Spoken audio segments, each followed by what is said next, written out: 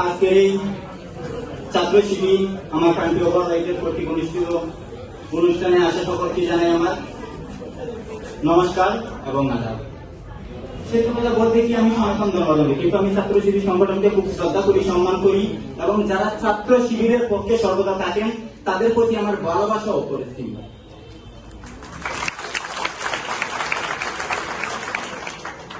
আমি আমার সংক্ষিপ্ত শিক্ষা জীবনে অনেকবার ছাত্র শিবিরের কথা শুনেছি, কিন্তু আজকে এসে এই অনুষ্ঠানে এসে জানতে পারলাম ছাত্র শিবিরের উদ্দেশ্য হচ্ছে শিক্ষার্থীদের শিক্ষায় উন্নতি করা, একটি কলেজকে উন্নীত করা, আর্থিক ছাত্রদের সার্বিক সহযোগিতা করা। আজ আমি এই অনুষ্ঠানে এসে এই কলেজে সকল শিক্ষার্থীদের সামনে, আমার প্রাণপ্রিয় বন্ধুদের সামনে, বড় ভাইদের সামনে কথা দিলাম, আমার দেহে যতদিন প্রাণ থাকবে ততদিন পর্যন্ত আমি ছাত্র শিবিরদের পক্ষেই থাকবো।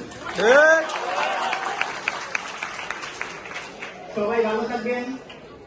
আবারও নমস্কার জানিয়ে আমি আমার সঙ্গে বক্তব্য এখানে শেষ করলাম। ধন্যবাদ।